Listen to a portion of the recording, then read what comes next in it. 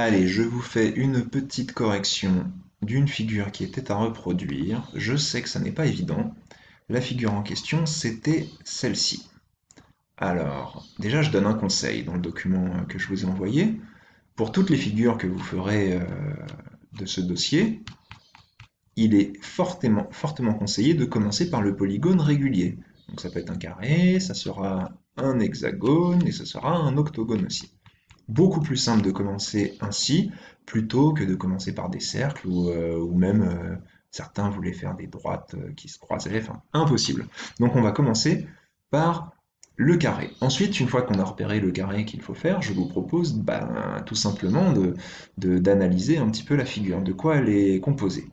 Donc j'ai un carré ABCD, ces deux diagonales sont visibles, le point d'intersection de ces deux diagonales a été nommé E, un autre point a été nommé, c'est le point F, qui est au milieu d'un des quatre côtés, le côté CD en l'occurrence, et enfin, j'ai deux cercles que l'on appelle concentriques parce qu'ils partagent le même centre, on voit que c'est le centre E. Dans un premier cas, il est à l'intérieur du carré, on appelle ça un cercle inscrit, et il passe par le point F, qui est le milieu de ce carré, de ce côté de carré. Et enfin, il y a un deuxième cercle qu'on appelle circonscrit, ça c'est pas très important pour le CM2, mais vous pouvez connaître le mot, et qui passe, comme par magie, par les quatre sommets du carré.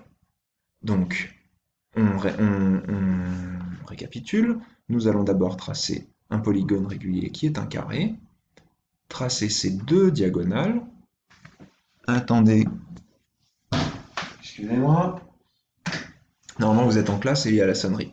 Ensuite, ces deux diagonales, son point d'intersection, le milieu d'un des côtés, et enfin, les deux cercles, qui passent respectivement par le point F et par tous les points, par tous les sommets du carré. On y va.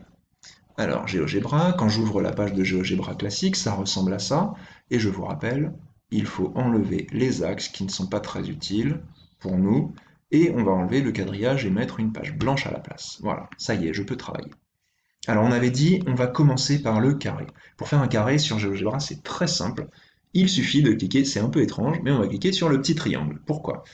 Parce que le petit triangle, ça veut dire polygone.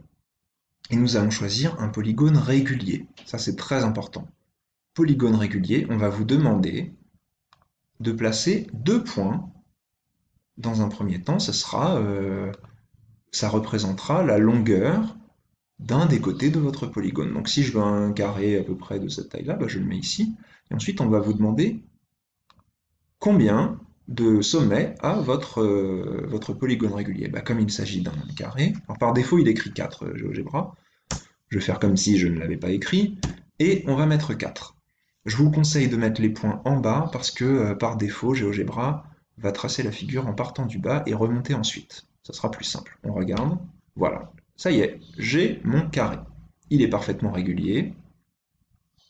Ensuite, on va tracer les deux diagonales. Pour tracer des diagonales, qu'est-ce qu'on fait? On va choisir segment, puisque j'ai un début et une fin. Je clique bien sur les sommets opposés, première diagonale. Je n'ai pas besoin de recliquer. Là, il est en mode segment, le logiciel, donc je fais mes segments. Voilà, et je m'arrête là.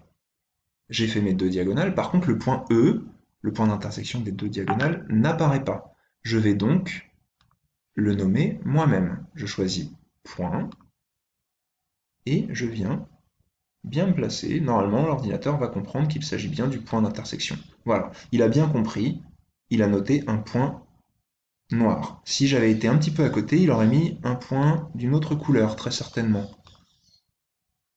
Si j'avais été un petit peu mal placé, ça marche pas. Voilà. Il a compris que on voulait bien avoir comme point E le point d'intersection des deux diagonales, et on continue. Donc on a dit qu'on avait placé un point, et il faut placer le point F. Alors, le point F, pas évident, parce qu'on aurait tendance à avoir, on aurait la fâcheuse tendance de le faire un peu au pif. Par exemple, voilà, je sais qu'il est au milieu, mais ça, je ne suis pas d'accord. Ce n'est pas précis. Ça, c'est ce que vous imaginez être le milieu. Mais d'après GeoGebra, ça n'est pas le milieu. Comment on fait pour choisir le milieu? On va dans Point et on choisit tout simplement milieu ou centre. Alors je veux que mon point F, ce soit le milieu de CD, il suffit de cliquer là, et de choisir les deux points, C, D, et vous allez voir que GeoGebra va vous proposer le point F automatiquement, et là oui, ça sera exactement au milieu du segment du côté CD. C'est bon pour ça. Alors, régulièrement, je regarde ma figure, et maintenant, il manque quoi? Uniquement les deux cercles. On y va pour les deux cercles. Pour les cercles, c'est facile, il y a une petite icône cercle.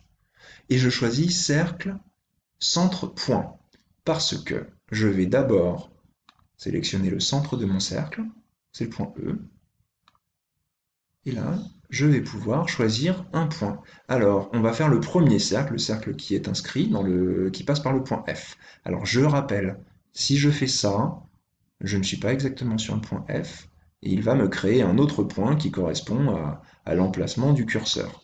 Voilà, point G. Inutile. J'enlève ça, je recommence, centre, point, et je vais vraiment au point F. Voilà, là j'y suis. Souvenez-vous, c'est pareil avec les droites. Quand je passe bien par un point, je peux bouger un petit peu autour, mais l'ordinateur reste figé sur le point F. Donc là, c'est sûr que mon cercle va passer par le point F. Voilà, et il appelle ce cercle C. J'en fais un deuxième. Alors encore une fois, j'ai pas besoin de cliquer ici. Par défaut, je suis en mode cercle, donc j'y reste. Et je vais passer par le point D. Ça pourrait être le point C, ça peut être D. En tout cas, ce que je ne veux pas, c'est que je sois un peu en dehors, que je n'aille pas directement sur un point et que je fasse du pif. Non, on va directement sur le point D. Attention, et voilà, la figure est terminée. J'ai bien un carré ABCD, ces deux diagonales qui se croisent en un point d'intersection E, le point F, milieu de CD, et j'ai deux cercles concentriques, euh, donc qui ont pour centre commun le point E, un qui passe par le point F, c'est un cercle inscrit, et un qui passe par le point D, c'est un cercle circonscrit. Maintenant, à vous, bon courage!